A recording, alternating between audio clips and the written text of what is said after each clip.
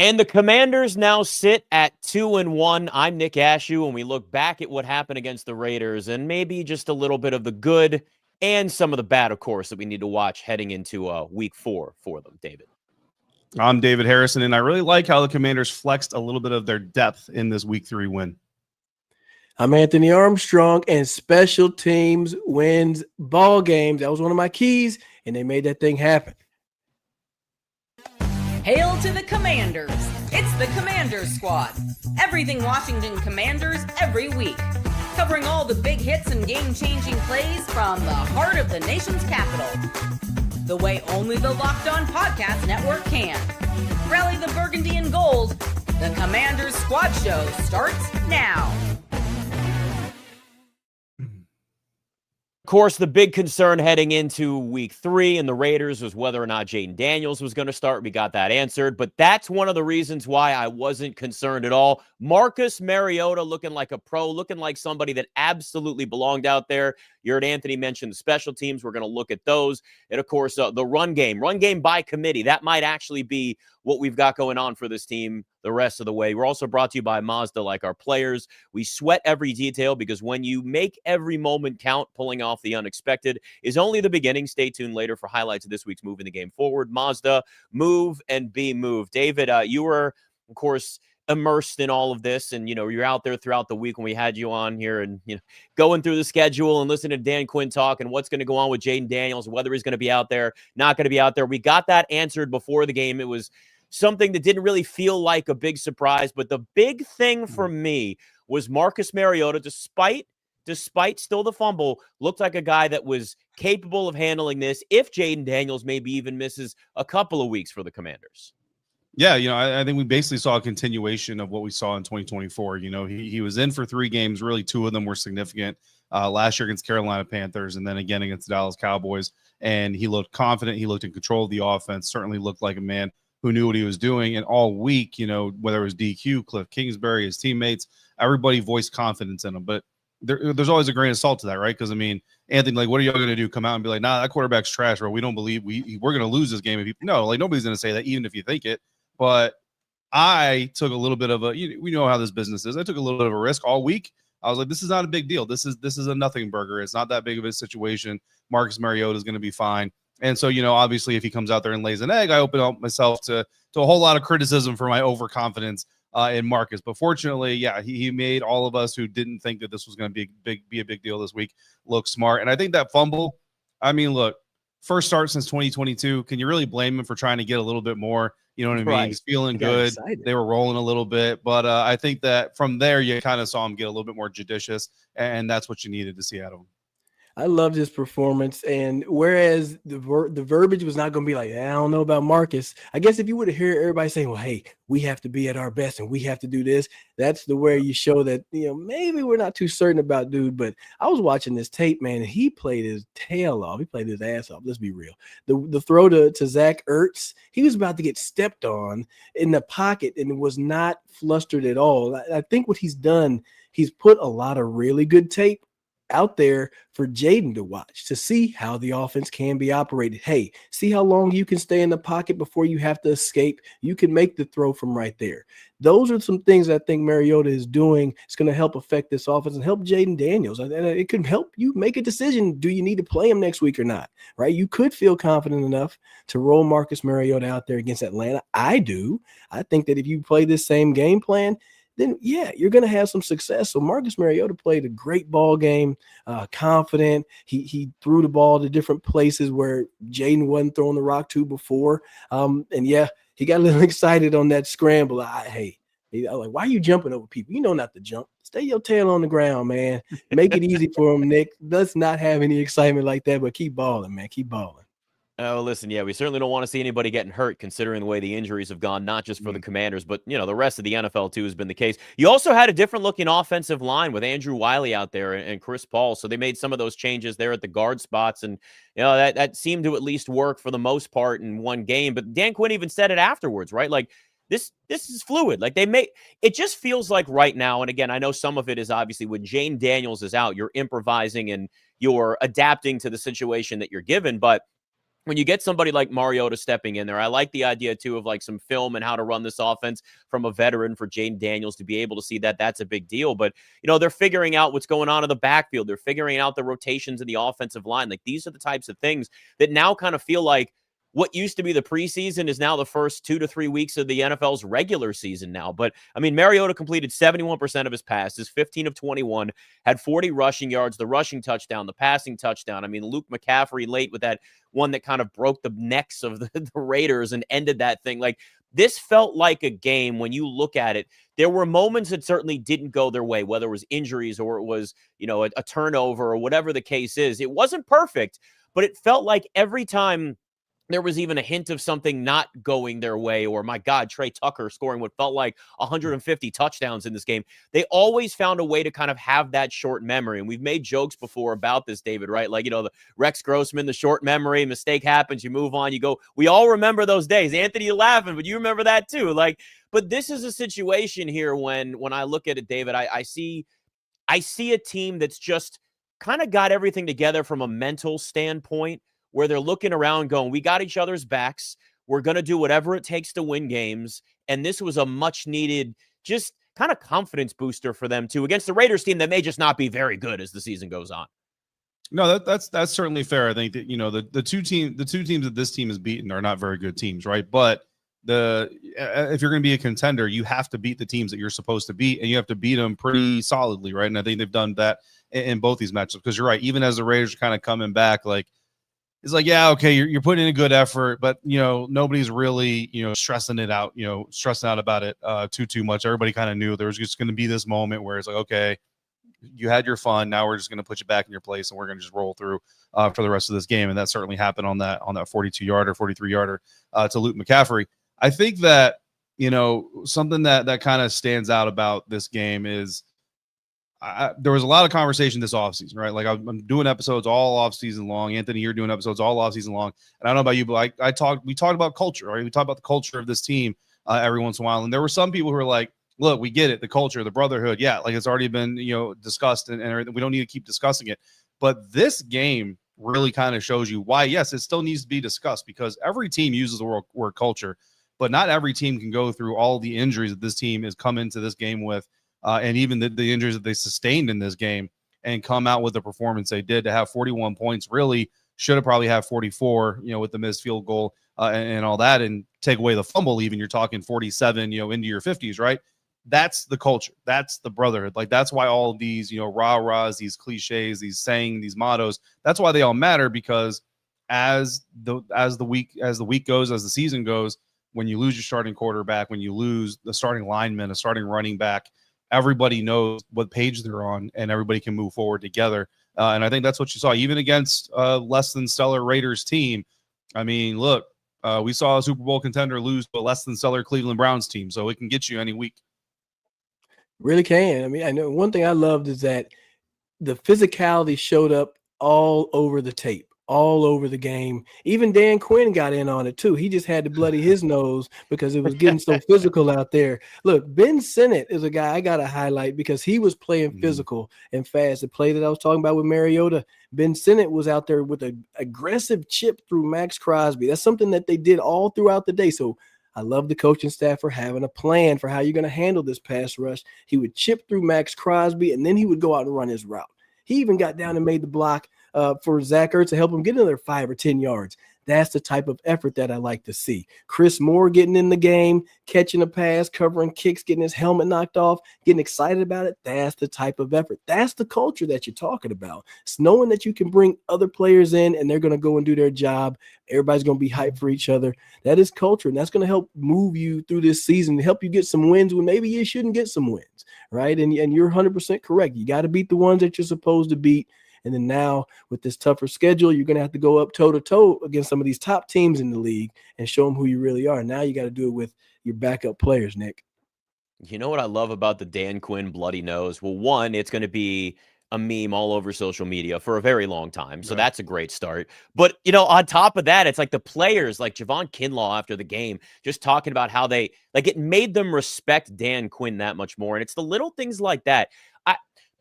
I understand the first 2 games of the season, we had a lot of questions, and we'll still leave this game with questions as we get ready for the Falcons, and we'll have another show, before that, obviously later this week. But, to at least now see a team where maybe this is one of those games that kind of has a couple of switches flipped, right? Maybe it's just a level of like guys buying into what they're doing this year, or guys buying more into Dan Quinn, or whatever the case is. Like, it's those little moments that sometimes change it. And you just hear what the players were saying about Dan Quinn, David, after the game, where you look around and go like, oh, these guys really do like buy into what their coach is saying, love their coach. And those types of things kind of go to that overarching culture situation where they have games against a team like the Raiders that they should beat 41-24. They have games against the Packers. If they were playing the Packers later in the season, maybe they look more prepared, especially because, my God, the Packers just lost to the Browns over the weekend. So you're sitting here and going, this is the NFL. Things don't make sense. But, David, when I'm just looking at what's going on after the game and what players are saying, Dan Quinn specifically in that moment, which was just, I mean, it's a viral moment now. You look and go, okay, there is definitely like, that culture really is there. They're buying into their coach being sort of part of everything. Yeah, I mean, I think something that Dan Quinn did that was really smart is build himself a staff of, full of former NFL players, right? From Darryl Tapp to Ken Norton Jr., all these guys, like, they got NFL experience. So I think what that does is because there is this reality, like there is this reality that if you didn't play in the NFL, or if you've never played in the NFL, like how much do you really know, right? Because you can't fully know something unless you've at least been immersed in it a little bit. And Dan Quinn never played in the National Football League, right? So I think it's smart to kind of have these stewards of your message who have that league experience, because now when Willie Gay or when Ryan Kerrigan or Darryl Tapp, et cetera, are telling these guys, hey, like DQ says, da-da-da-da-da, it gives credence to what you're doing as the head coach. And Dan doesn't just rest on his laurels and say, well, I'm the head coach, so everything I say is right. No, that's not the case. And that's not how these men are going to look at you. So that helps. But this was an opportunity for Dan Quinn on the sideline. And I don't know if he really realized it in the moment. I'm actually going to ask him about it later on today when I see him. But this was a moment for him to walk the talk, right? He talks all the talk. As the head coach, he has to. Look, he's an older guy. He's not going to put on the pads and get out there on Sunday because it's just not going to happen. This was an opportunity. It's an unfortunate situation. But, Bobby Wagner talked about it after the game. They go in the locker room. He's getting his treatment. He's getting his stitch or whatever he got. And they're not honestly sure, like, is he going to be able to come back out in the second half? And Bobby was getting ready to rally up the guys and be like, hey, look, we're going to do this for coach. We got to do this, da-da-da. And when he was getting ready to do that, DQ came in and said, no, Bobby, I got it. Don't worry about it. And gave them a speech that nobody could repeat and just rally them around him. And it's that moment where every head coach, every leader, doesn't matter what business you're in, wants to tell the troops, I'm going to bleed with you, in the mud right there along with you. Well, guess what? On Sunday, DQ did it after he's always been talking about it. And that does have an emotional uplifting effect for the team that can last, honestly, throughout the rest of the season. Man, every season, there's always, like you mentioned, there's always moments that you go back to. You don't think much about it at that time, but fast forward to week 8, 9, 10, 12, that's when they're going to lean back and be like, hey, man, remember that game against Las Vegas? We really need to get back to that type of mentality. I want to go talking about we're going to say spreading the carries. We're talking about running game up here in a second. When Austin Eckler went down, we were wondering, like, where are you going to get these other runs from, right? And they did it with everybody, thankfully. 5 different ball carriers this game, over 200 yards rushing. I love the creativity, getting Deebo Samuel in the mix. What are your thoughts, Nick, on just the running game and how this team rolled it out? This is what they're going to need to do. I really just kind of feels like this is going to be a running back by committee situation this season. And, you don't have anybody that's elevated themselves. I know there's a lot of hype around Bill, but the reality is he didn't have that many carries in the NFL. You see the flashes, you see the moments. He got in the end zone against the Raiders, but, they gave, and I'm glad too, they gave Chris Rodriguez an opportunity. He started the game, had the first carry, had the first few carries for them. It kind of felt like they were starting to ease him in and work him in. But, I think you're going to have moments where somebody steps up as a running back every single game. It's going to be somebody different, right? Where you're looking around and going, Jeremy McNichols with a 60-yard touchdown run. Like, you're not going to get that on a consistent basis, but if you get it, that works. And maybe a different drive and a different situation is going to lead to a different running back getting more of those carries. And they're going to have to just go game by game. Deebo had 3 carries for 18 yards on top of that. So it's pretty much what I expected, and it goes back to, and I know it's preseason, but I love to at least look at what they did against the Bengals in the preseason, running the football. It was, it was all about Brian Robinson not playing in that game before the trade, and it was like, well, what are they going to do with running back? Well, we kind of figured it out. And then I think this is going to be what we see the entire season. A little sprinkle of Deebo, a little Salt Bay Deebo sprinkled in every once in a while. You'll get some Jeremy McNichols in certain situations, throwing blocks. I doubt we'll probably see another 60-yard run from him. But, hey, you never know. That could be the case. It's just a lot of different guys taking opportunities week by week, which in some ways, David, is a good thing, right? Because you look around and go, teams aren't really going to know what to expect game after game and maybe drive after drive. It's absolutely a good thing. I think that's been the plan all along. And honestly, not to pour salt into his wounds, but this is why Brian Robinson Jr. was traded. If you go back to last year, Anthony Lynn had a very candid conversation with a group of us, right? This wasn't an exclusive inside, nothing. It was a group of media members.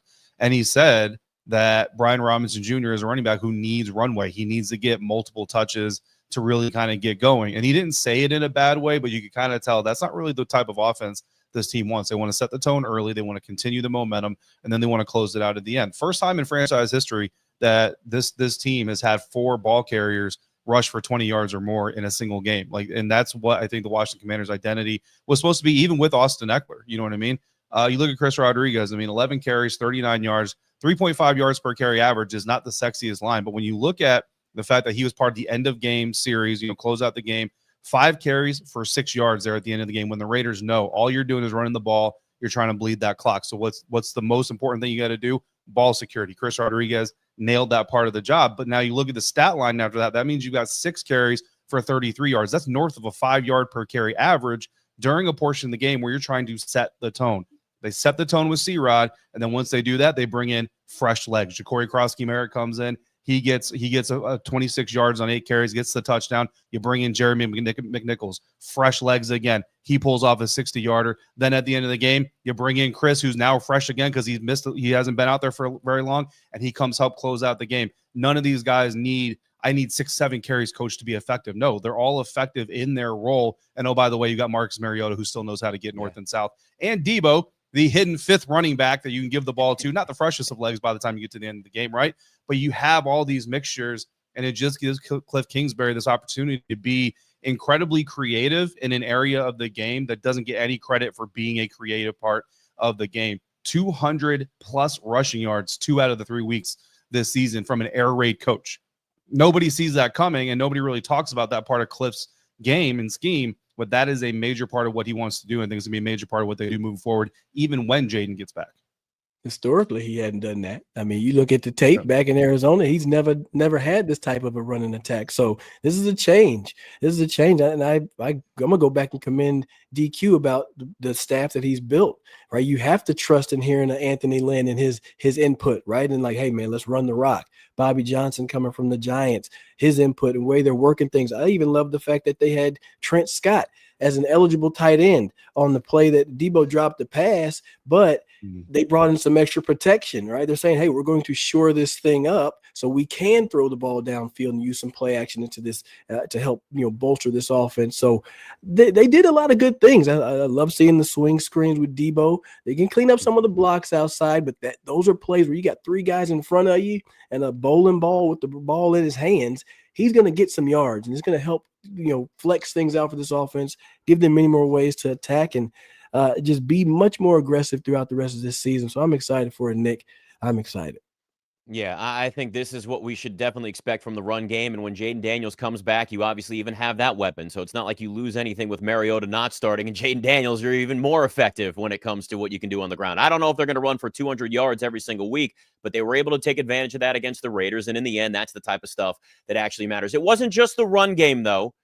All 3 phases gave a major, major boost against the Raiders. Can that continue moving forward? And what are the injuries? More injuries piling up for this team mean just looking ahead at Atlanta? And let's be honest, this could be a thing that's the rest of the season. It's Commander's squad. And we are brought to you by Prize Picks, the daily fantasy app where making the right call can actually pay off. You and I make decisions every day, but on Prize Picks, being right means cashing in. With football back, Prize Picks is the simplest and fastest way to get on the action. Just pick more or less on 2 to 6 player projections, and you can turn your takes into real prizes. And that's one of the best parts about it. I've been using Prize Picks a lot. It's a great way to kind of stay locked in and get involved in the game in different ways beyond fantasy. And it's, a way to kind of hone in on individual players. It's quick, it's easy, and it's a fun way to just kind of get in there. They've got extra little projections in there, some other stuff that's fun week by week for individual players, and it's just something that I think most people are starting to find is a simple way to get involved and have a lot of fun with these games week after week. You can download the Prize Picks app today and use code LOCKEDONNFL and get $50 in lineups after you play your first $5 lineup. That's code LOCKEDONNFL for $50 in lineups after your first $5 play. Prize Picks. It's good to be right.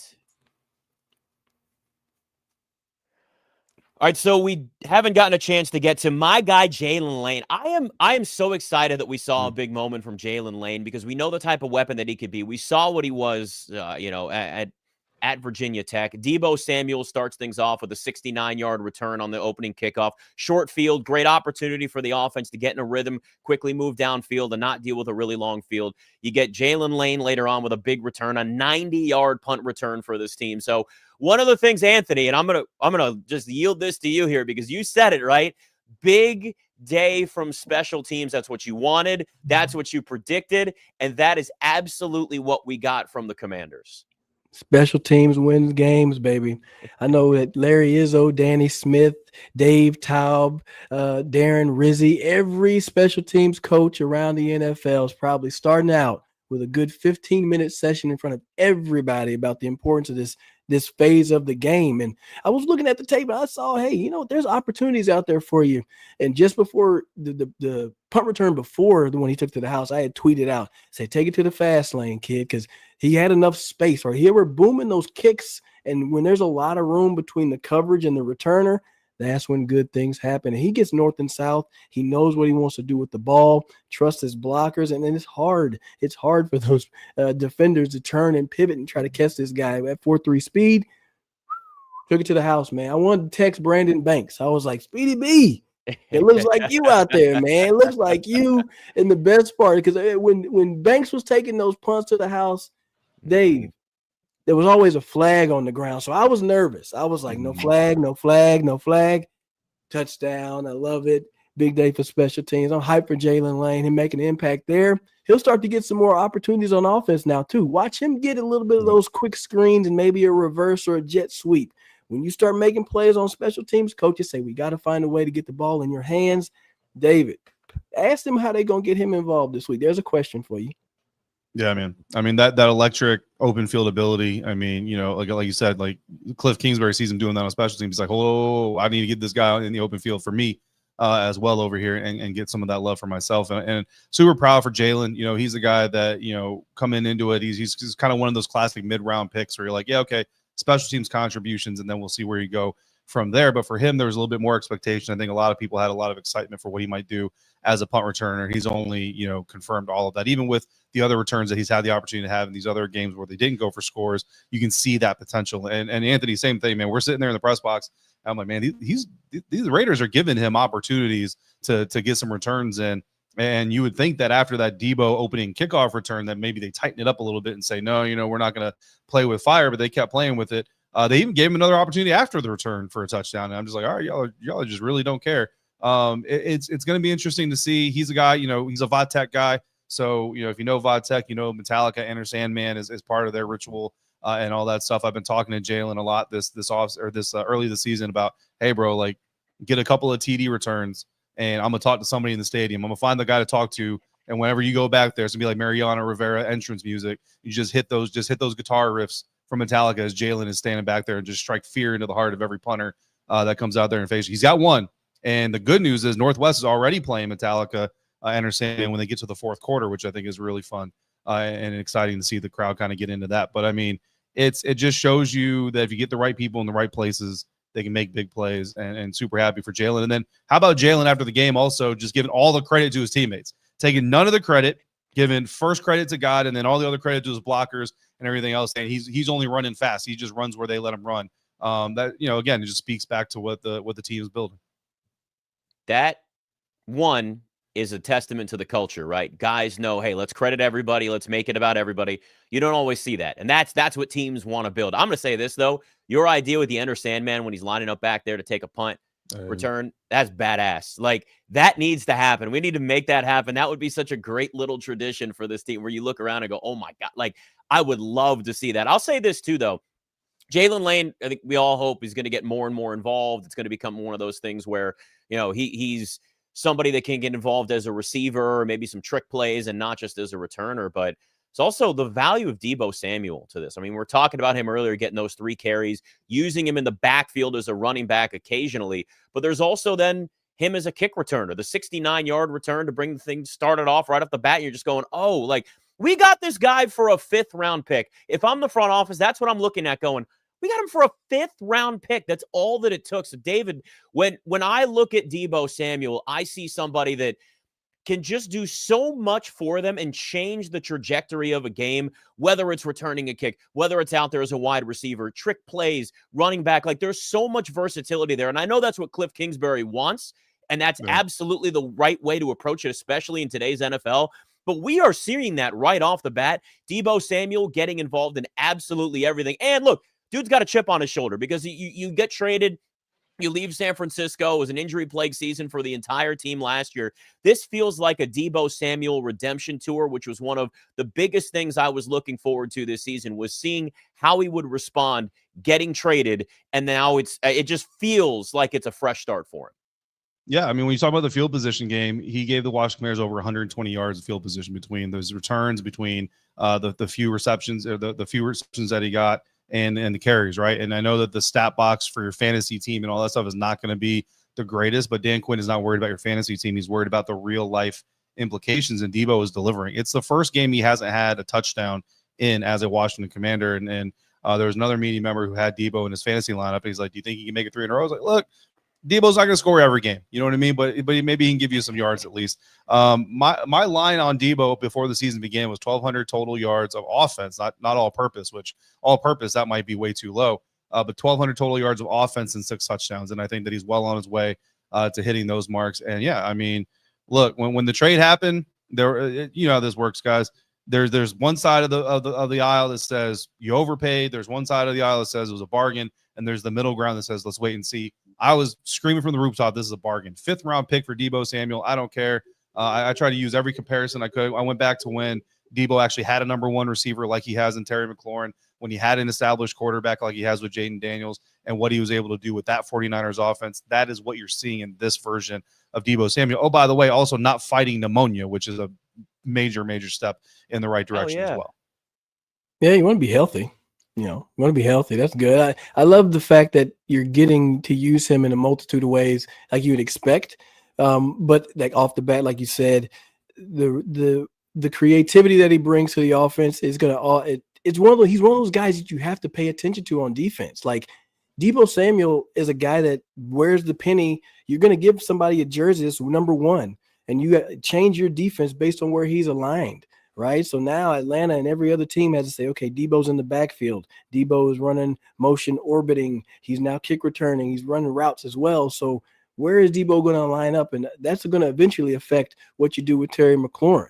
Right. And looking at that tape, defenses started to react a lot more to Deebo and to what he was doing, where that flow was going. It left some one-on-one for Terry. So you're breaking defenses from getting into that same old cover 2 shell that was on that backside by running the ball and finding some creative ways to attack. You're going to get Terry open. There's going to be some more double moves where he gets downfield. And I don't know how he levitated from the 5-yard line to the end zone, but he did, Nick. They should have gave this man his touchdown.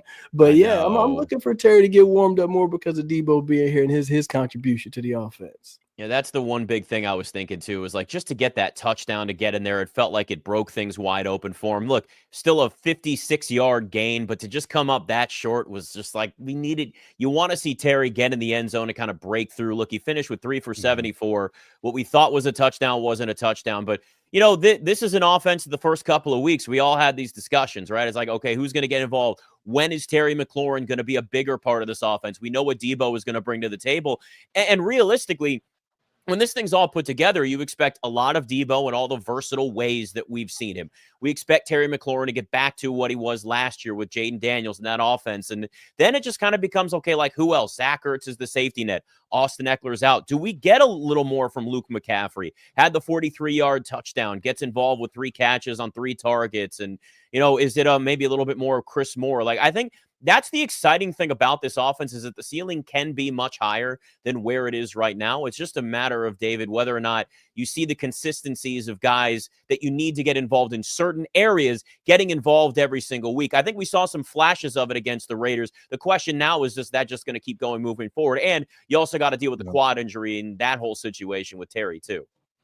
Yeah, the Terry McLaurin injury is definitely one to watch. Obviously, there's some other injuries as well that you have to watch. But, again, you just have to lean on the multifaceted approach that this team took to winning this game. And it was interesting. I was in the locker room when Dan Quinn was doing his presser, so I wasn't in there for it, but I read the transcript afterwards, and I thought, man, like, there's so many things that happened in this game, so many things to ask questions about that nobody asked DQ about the injuries. And that's usually like the first thing we ask him. It's probably gonna be the first thing that he gets asked on Monday in his Zoom this afternoon. But like, that's just kind of shows you how much really happened. The question then moving forward, right, as you move out of Victory Monday and into, Preparation Tuesday or whatever you want to call it for Wednesday, like now the next layer to this conversation has to be, can you do it again? You know what I mean? Can you rely on Jeremy McNichols, Corey Krosky-Merritt, Chris Rodriguez, Luke McCaffrey? Like, can these role players once again step into the spotlight and not falter and not have a major mistake or what have you? And obviously that's going to be a question that they have to answer in Atlanta, at least to a certain extent. I think Atlanta presents you another opponent that is, not necessarily cream of the crop and gives you an opportunity to continue to kind of work on these things, because you go to LA and that's a team that very much right now looks like they're going to be a contender coming out of the AFC East. So Anthony, I think that something the Commanders have to really focus on is not just how we generated this success in week 3, but how do we replicate it and continue it rolling into week 4 and beyond. When you get good things on tape and you get to build that confidence a little bit, it tends to carry over from week to week, right? From the fact of having so many players make an impact, Chris Moore, Luke McCaffrey showing up, Ben Sinnott showing up in his own way, the multitude of linemen. Whenever you're getting involved, one thing, it sucks whenever you're just sitting back watching one guy get 10, 12 catches and then you don't ever get to get in. But now these guys they're 3 or 4 receivers had 3 catches, which is a beautiful thing. Now you have 7 total people catching passes. They're getting passes in different locations. That gets players excited to get involved with the game plan, because your opportunity is going to show up. It's not just you running a clear out route every single time. You know that you're going to get a chance to get in the game and the ball comes your way. So the momentum comes with you sitting there saying, hey, we put good stuff on tape and I want to keep this thing going. I want to continue to stay playing, because frankly, your opportunities are few and far between. Right. And if Terry McLaurin's going to be limited with a quad, Chris Moore, I need a little bit more from you. Luke McCaffrey, I need a little bit more from you. And they've shown that they can handle a little bit extra serving. Now you got to put a little bit more on their plate. Maybe you give them a whole chicken leg and a little drumstick, right? Give them some French fries and some potato salad and let these guys go out there and eat. It's not going to be, hey, go take over for what Terry has done. It's just come in here and continue to contribute whenever you get your opportunity. And then, Nick, that's how you're going to find your way to win. Man, Spencer's saying Terry is a no-show. Look, man, when you watch the offense, you can't affect where the ball goes. This is not an offense where they just force it to one guy. That's not how this offense rolls. So whereas people getting frustrated with Terry being a no-show, he tends to have games where he's 4 or 5 catches for 60, 70 yards or 100 yards. So he's never been a high-volume receiver. I think Terry's going to be all right. I got to say, your food analogy, I was already hungry before we started. Now I'm just more hungry. So I appreciate that. Thank you for helping with that. We haven't had a chance to get to the defense yet, plus the other injuries besides the quad for Terry McLaurin. Look at those as well. It's Commander's squad.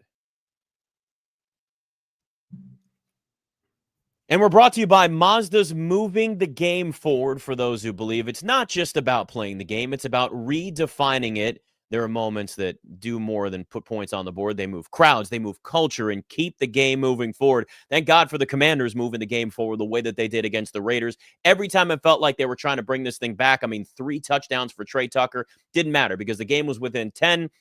Commanders put that thing away. Big plays, chunk yardage, explosive plays. Those were the moments that really moved things forward for the Commanders, especially with a backup quarterback in Marcus Mariota, who looked comfortable, who the offense was moving with him. It was a really, really important game against the Raiders, especially with the way that things went. And when you follow what moves you, the unexpected is only the beginning. And just like there is more to every highlight, there is more to a Mazda vehicle. Mazda, move and be moved.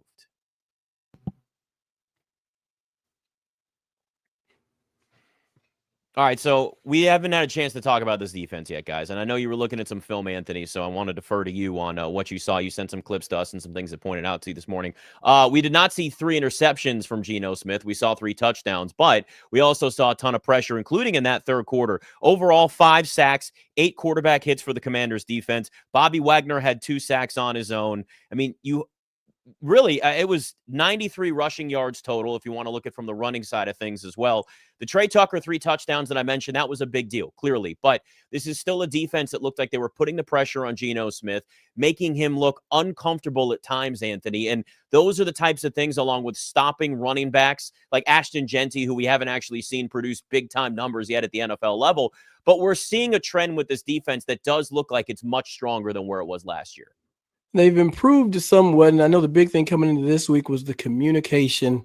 Like, how are you going to get things cleaned up in the secondary? And whereas you look on the fact that they gave up 24 points, but it's never good to give up 145 and 3 touchdowns on one player. That's not a good thing. So you got to go and look at that. And when I looked at the tape, I saw some Raiders receivers running open, but it was the pressure that kept Geno from actually being able to get to it. Like Geno was reading another way, or the pressure would get there so quick that he would just quickly dump it off to Brock Bowers. But when I look on tape, and if I'm looking at as Atlanta or any other team, they're going to go and look and see what was open. I mean, I'm thinking about how Ben Johnson likes to attack. He's going to find where there were plays and then go and attack those things. So there's still room to clean some stuff up. How do you want to handle these different motions that are, leaving wide receivers wide open? You can't always just hope that the quarterback's not going to look that direction, because somebody's going to see it. Somebody's going to see it. And whereas the third quarter was amazing, it could have been a lot tighter game and a lot more points for the Raiders early if it wasn't for that pressure. So I'm thankful for the defensive line. Secondary, clean a couple things up, please. Yeah, I mean, honestly, you go back to that very first play of the game for the Raiders, and Geno Smith, I just kind of wonder if he was so surprised to see Jacoby Myers out there running wide open by himself that he just didn't put that ball in the right place. If he leads him up the field and allows him to make that catch, while he's running, that's a score, right? That's a one-play drive, and the Raiders are on the board. And you love the aggression, but that's where we talk about the eye discipline that Joe Wood Jr. talked about coming out of Green Bay, right? Quan Martin. I don't know the defensive call. Always got to put a grain of salt right. I don't know the defensive call, but looking at it just the best that I possibly can, it looks like Quan. I mean, Anthony, you go back and watch that tape, brother. Like, not only did Quan bite on the run action from the snap, like as soon as Geno turned around, Quan was crashing the box. And look, if that's a run dash and Genty, he's about to blow that thing up. You know what I mean? Yeah. But that is how sold Quan was. He's like, they're going to run the ball. Like Quan, I don't know what he saw. I don't know what he read, but he's like, they're running the ball right now. And he was just crashing so hard. Mikey got locked up a little bit, but I think Mikey had an underneath zone. I don't think he was supposed to go deep with that receiver. Whatever it was, it is basically the run action, getting those DBs to bite up that ended up leaving him wide open like that. And yeah, I think they cleaned that up a little bit as we went. But like you said, there's still some other things that need to be cleaned up. And I think there's a little bit of an element of that in a Joe Witt Jr., Dan Quinn type of defense, this aggressive fire zone, whatever you want to call it, type of defense where, yeah, we're gonna try to bring pressure. So we're going to leave guys on an island. We're going to leave, there's going to be potential holes in this area depending on how many receivers you put out there. The key is get in the quarterback's face to the point where he can't find the open guy. We know that quarterbacks are taught throw it where they're coming from. So if I can bring a blitzer here, maybe roll a guy into that area, get you to throw me a duck. Geno almost threw one to Jalen Holmes. I don't know if you guys saw that, but there's a play where he ends up getting sacked by Bobby Wagner where Geno was, he's in the throw in motion and I'm in the press box. And I don't know why I was looking at Jalen Holmes at that moment. But I swear to you, even from the press box, I saw Jalen Holmes' eyes get the size of quarters. He was like, "Oh, buddy, this is about to happen." And I talked to Jalen after the game. He's like, "Man, I can't believe he didn't throw that." But anyway, that's the type of confusion you're trying to create, where Geno Smith literally almost threw the ball to a Commander's defender, and he was the only guy in the area. So there's a little bit of it that just kind of comes with it. But like you said, Anthony, not to the point that it was. Like, you got to clean some of those things up, because some of those gaps they were giving up in coverage are not acceptable even for an aggressive scheme. Yeah, when you got people running wide open, that causes a lot of trouble. It causes a lot of headaches, Nick. And it's one of those things that, defense is one of those positions or sides of the ball where everybody don't have to be on their P's and Q's. You know what I mean? You don't all have to be on your P's and Q's. Now, you look at the Chicago and Dallas game, if you slip and press, then you are going to be the one that they throw the ball at. So they were saved. They were saved. And I think they're going to get past it. But now with the injuries, Will Harris is out. You're talking about more injuries. Who's going to fill in at the safety position? Once again, the communication. And if you are bringing pressure, you got to know, where are you weak? Where are you vulnerable? And then try to, lean towards going those ways so you can limit those throws and anticipate those throws. So hopefully that communication and the coverage tightens up. I will say this. Trey Amos on that one rep where he had that little tip drill, I thought he had him one, man. I thought he had him one, Nick. That would have been a great turnover in that position. And that's the thing. Let me say this real quick. Right? Do you guys remember? I tried to get bold. I tried to predict third possession by the Raiders. Geno was going to throw an interception. It just depended on the Commanders were going to take advantage. That was the third possession, guys. That was the third possession. You were this close. Close. And it was a lot better than my prediction that Marshawn Lattimore was going to have a revenge game and be the first one to get a turnover. But, listen, it's that's the one thing that's going to be the narrative around this defense now, right? It's okay. They're getting after the quarterback. We saw the way they disrupted Geno Smith, but he still had 3 touchdown passes. It was Trey Tucker that was literally everything for them. But it's that one thing is just some takeaways for them. The pressure is there, right? So you expect the mistakes, Anthony, to eventually happen for a quarterback if they continue to pressure. And listen, you got a young quarterback in Michael Penix Jr. coming up next on the schedule. Unless we see Kirk Cousins eventually get out there on the field again, which is a possibility. And we got plenty of time this week to kind of look ahead of that too. But I will say this. If there's ever a time for a defense to kind of get over the hump in something that they need to do, like generating turnovers, right? Takeaways, it's against the young quarterback that has very few starts under his belt. But this is the one thing now that's really, it's just kind of hanging over them a little bit. But they'll get there. I think they'll get to the point because they're getting to the quarterback. And Bobby Wagner, too, with the 2 sacks, Anthony. I mean, this is a guy where it kind of felt like this was the twilight of his career, and all of a sudden there's been a rebirth. It's really a rebirth for a couple of guys that have come over to this team. It was certainly Zach Ertz last year and again more this year. Austin Eckler before he got hurt. And Bobby Wagner's another one. He's the leader of this defense. He's also spending time working with Jayden Daniels, giving him the perspective of, what he sees from the other side of the ball. And it's just all of that stuff together really kind of puts more in perspective, I think, in terms of what we talk about the culture, what the culture that's there, but also the leadership by example. Bobby Wagner getting a couple of sacks in this game in that third quarter where they were it just felt like every time the Raiders were trying to move the ball, they just mushed their face. They just took their hands and mushed them back like a little brother. And that was really one of the major turning points for this defense, just pouring it on in the third quarter. The one clip I looked at of Bobby's, one of his sacks, it was like 5 down linemen. I thought about Joe Witt saying they're treating Frankie Louvu as a big. So what that means is offensive lineman is going to account for him. They had 5 across the line. That included Frankie. Bobby was off the line of scrimmage. At the snap, the ends dropped out, and then Bobby rushed. You could see the offensive lineman was confused, and then Ashton Jeanty missed it as well. So taking what we've been saying as recent weeks, say, hey, Bobby Wagner in coverage, he's kind of lost a step or two going up against some talented tight ends. Hey, send him on a pressure, and he's been productive with the 2 sacks there. So that's another hat tip to the coaching staff of saying, let's take what the offense has given us, right, and also let's calm down with the defense or ragging on players like, hey, where's Frankie Louvu been? We have to just find different ways to create the pressure, right? Last year it was just let Frankie Louvu out athlete running backs and get to the pass rusher. Now he's got to go against big 300-pound tackles. Let's not rush him as much. Let's do some other things and confuse this pass protection. That's growth by the defense, David. That's growth. And I'm interested to see how they plan on, unveiling Bobby. Is he going to get 15 sacks this year? Like, what are we doing? This is going to be a resurgence in his career. What are we going on?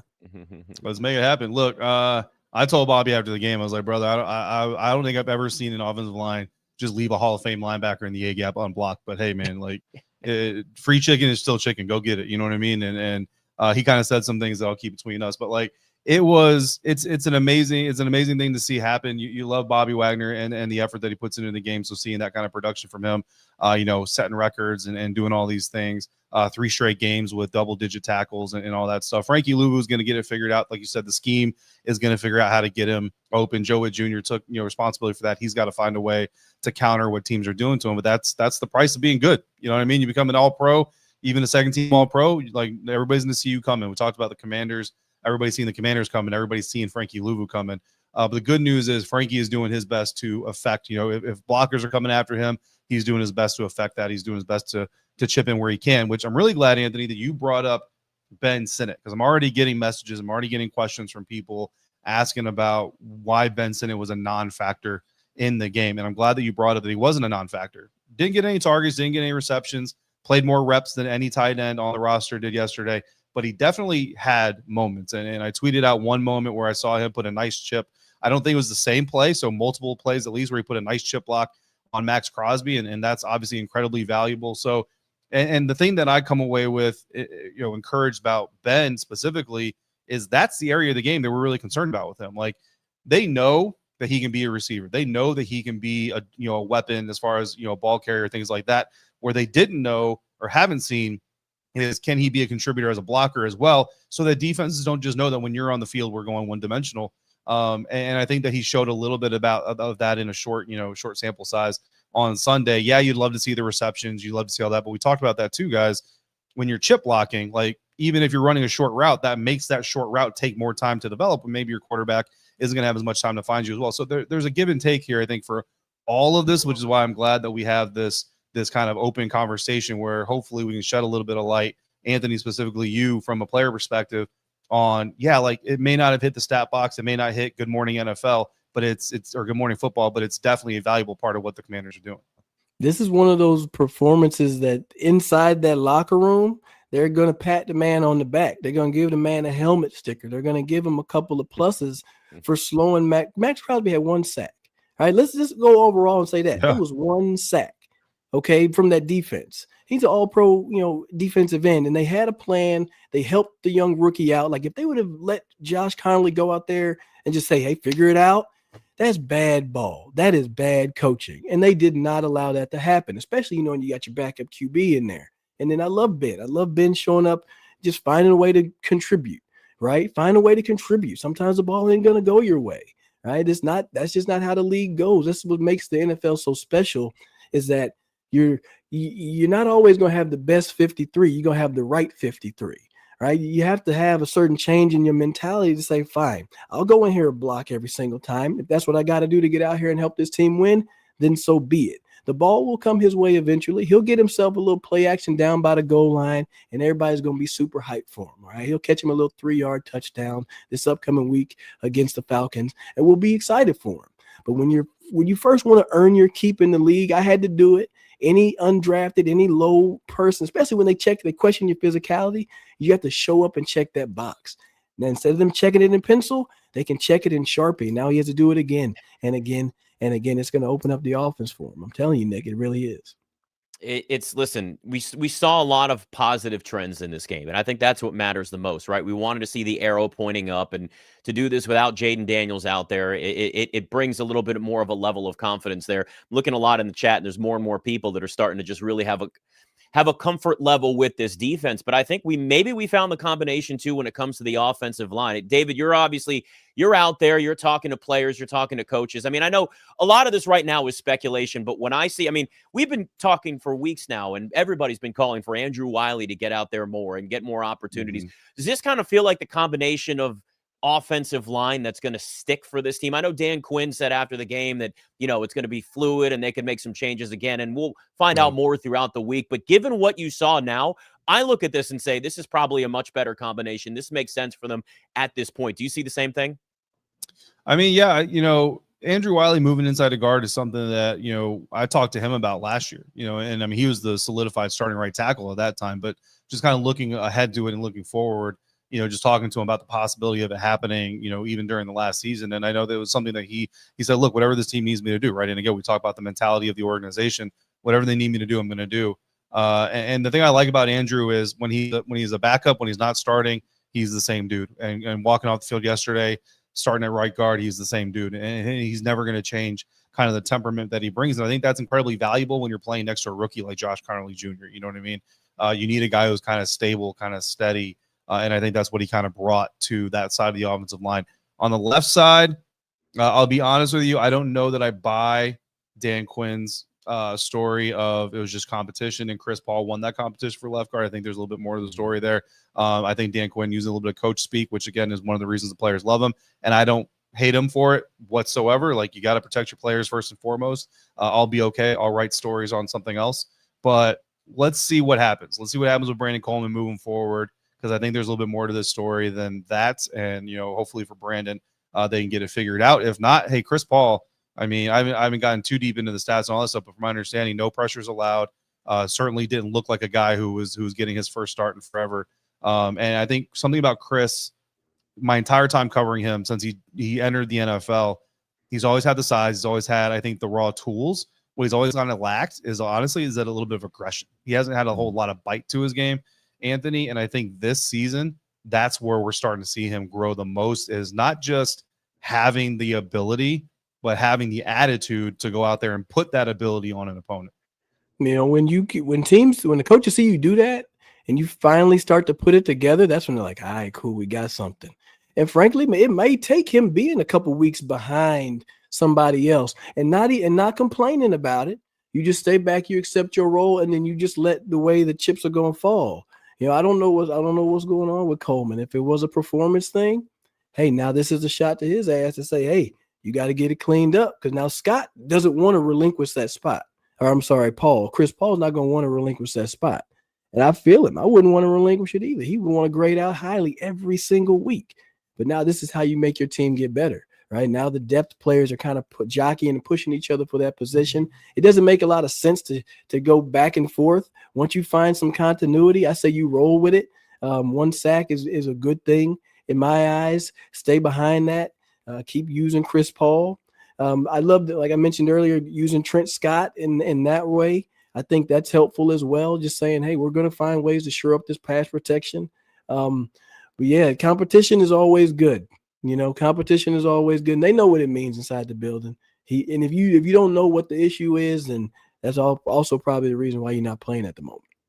Yeah. You know the expression, right? If it ain't broke, don't fix it. I wouldn't mess with anything with this offensive line, given at least what we saw. Things change. But right now, Brandon Coleman may be temporarily the odd man out with a healthy scratch in that game. All right, we did have some injuries against the Raiders. The most concerning injuries next, and an early look ahead to the Falcons on Commander Squad. But the NFL season's here, and FanDuel is making sure you're ready to kick off with a can't-miss offer. Right now, new customers can bet just $5, and if your bet wins, you're going to get $300 in bonus bets. Not $100, not $200, $300 in bonus bets across the entire app. And you could maybe jump in on some early lines right now. Commanders, I'm looking, 2.5-point road favorites at the Falcons. You're getting under that key number of 3. It's a good spot if you want to jump in there. I think they can win the game, but the game stays close against the Falcons. Michael Penix Jr., that's a good spot there. If you're ready to play, download the FanDuel app now by visiting FanDuel.com to get started. That's FanDuel.com to place your first $5 bet. All right, so we mentioned Terry McLaurin, guys. That was obviously one of the injuries to keep an eye on with the quad situation. Marshawn Lattimore, Trey Amos, Will Harris, Percy Butler, all guys that had various levels of injuries. I'll start with you, David, because you're going to be finding out more, obviously, as the week goes on. So we only know so much at this point now, some more than others, like guys like Will Harris, big loss for them.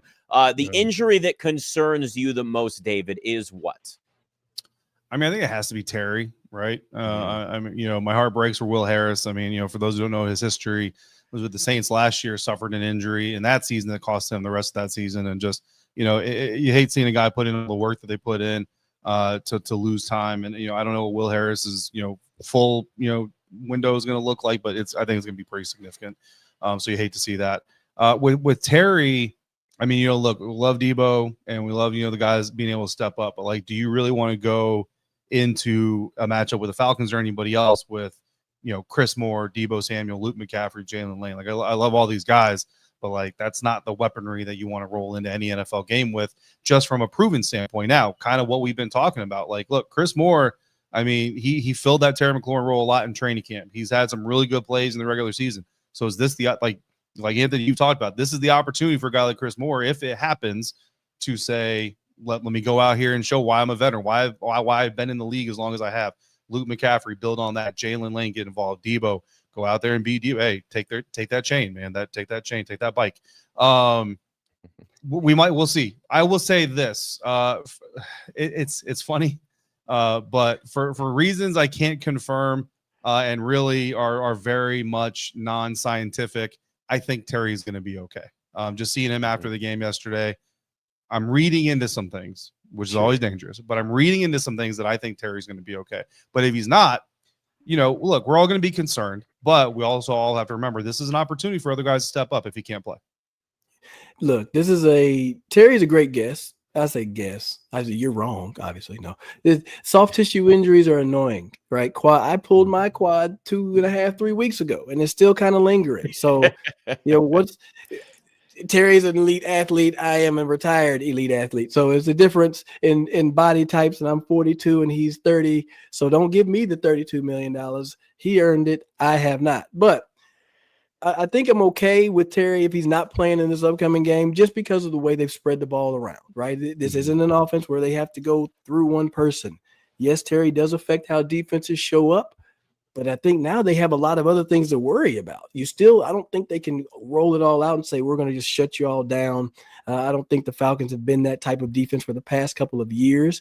Sure, they got a pretty good cornerback over there. They got a pretty good safety in Jesse Bates, but overall, I think you have enough variety on offense. I'm going to take the defensive player, Will Harris. I'm going to take him as the one that's important because you had a veteran back there. That one was very physical. He was going to lay the boom on somebody. If they caught the ball in that secondary, he was willing to come up and smack somebody across the head. Now you have him out. You're bringing Jeremy Reeves up where he's playing really well. He's also, not in the backfield that often. So now, once again, we talked about communication. Now you got to kind of revamp it and speed it back up because, okay, we don't have Will in here. Let's make sure we're all on the same page. We got a young player in Sanders still. Jeremy Reeves is a special teams demon, but he's also having to go and take a lot of role on defense now. And then on that flip side, you got Lattimore and Martin. You saw Quan Martin is taking off covering, trying to fill for the run from the high safety position. Pump your brakes a little bit. Let's regroup as a secondary and understand how we want to roll things out because that one is the position that I'm really paying attention to. I think the one thing we've learned too about this team with the Jayden Daniels situation is that when it comes to injuries, they're not going to rush guys back. And I think that's certainly the smart approach because you got a long season. Like the NFL season is a marathon and you're not going to avoid injuries totally. It's impossible. And they were relatively healthy last season. So we're going to be paying attention to Terry McLaurin throughout the week, I think, and what that injury certainly looks like. But we can play the hypothetical game here right now because we're sitting here on a Monday and we don't know that much about it. The reality is that Terry McLaurin's status is going to be a question. And if I look at the rest of what we got against the Raiders, Luke McCaffrey with a big play, Deebo obviously doing all of the things that he does, and Jaylen Lane more from a special teams perspective. One of the conversations that we kept having during the preseason and with camp and in these practices and everything was, okay, with Terry McLaurin out, at that time he was holding in. And it was, well, who's going to step up? Who's going to be that player, that name that you look at and says, okay, he's going to fill some of that role, get some of the extra targets, get some of the extra opportunities. Deebo Samuel aside, we know what it's going to be. If Terry McLaurin's even limited in practice or not out there for a lot this week, David, I think this is a real chance to see a little bit more of Luke McCaffrey worked into this offense and maybe a little Jaylen Lane. So there are opportunities there and maybe like a second chance for some of these guys that didn't necessarily snag them, didn't grab the chain, right? When they were sitting there in the preseason and had those opportunities. Yeah, no, 100%. I think that if you're Cliff Kingsbury looking ahead to Atlanta, if you don't have Terry, if you don't have 17 out there, this is where the true air raid spirit has to come out, right? Air raid is not just about going downfield. Air raid is about using the entirety of the field. That includes the boundaries, left, right side, put Deebo on one side, put Jaylen on the inside, run dueling screens and let Marcus or let Jayden figure out which one to throw it to based on the defensive alignment and what he sees and all that stuff. Get Luke McCaffrey more involved. You're probably going to look at a guy like Ja'Cory Brooks getting called up from the practice squad for the game.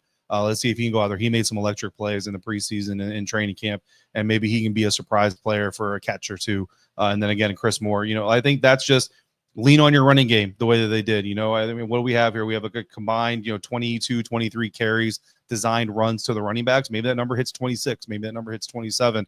This is the opportunity to kind of do that. Maybe Chase Edmonds, who knows Cliff Kingsbury's system very well, he comes up and you end up with like 6 running backs that all have like 4 carries in this game. I mean, that's kind of the dynamic part of being a true air raid, disciple that Cliff Kingsbury is, understanding the value of every piece of the field and having the weapons that they have on the field, even the ones that are unproven, is you can kind of just customize. It's like Lego pieces, right? Like maybe today we want the yellow brick on top. Next week we want the red brick on top. You can just mix match it and go every way you go. The key is being decisive, getting into a mode early so that when these players arrive to practice and their early meetings on Wednesday, it's not let's figure it out as we go. It's guys, here's what we're doing against Atlanta. And obviously they're going to have a lot more information on Terry specifically than we are as they go through the week, so they can do that.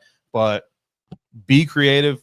Cliff Kingsbury tonight, Tuesday afternoon, be creative, come up with your wild plans. The great thing is you're almost playing with house money, because let's be real here. If Jayden doesn't play and Terry doesn't play, like the Falcons at home, they're probably going to be favored by at least a little bit. And so you're almost playing with house money in the sense that you can kind of come out here and kind of be what if and be creative. And if it doesn't work out, nobody's really going to bat an eye anyway. He's not wrong. He ain't wrong, Nick. You know what I mean? He's not wrong. You have so many pieces that are out there, an indoor stadium, so the perfect conditions. The question is in that matchup is just on the defensive side, right? A lot of weapons that are over there. Drake London, big, tall, 50-50 receiver. Bijan Robinson, really got to lead with him. He's the guy that makes this thing happen. So how you going to slow him down? Those are things to pay attention to. So Joe Witt's got to get in his bag and start to create some pressures and create some coverages. Because if it's Michael Penix, pressure early, right? Force that young guy into some interceptions. Force him to break his spirit fast. But then number 2, if Captain Kirk comes in the game, just know he's trying to see if you like that, right? He's trying to make sure that he can bring that team back as well. So Joe Witt got to keep that pressure on.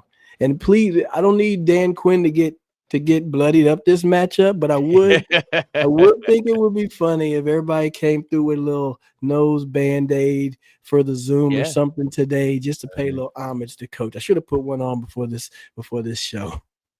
Well, it's like when we had when Jayden Daniels had the cut on his cheek last year, and everybody was remembering Nelly back when he did that. Yep. So that was the whole thing. So just bring the tradition along. We'll look ahead later this week when we're back together. That a Falcons game, and like I mentioned earlier, Commanders 2.5-point favorites. We don't know Jayden Daniels' status. We don't know Terry McLaurin's status. We don't know a lot. When we're back together, of course, we'll have more of an idea of what these injuries look like. Make sure you give us all follows on all of the social media platforms. There's 100. We know how this thing works. Subscribe to the Locked On Commanders YouTube channel as well. We will be back with a Falcons preview later this week. David, of course, has Locked On Commanders every day as well. We'll talk to you then.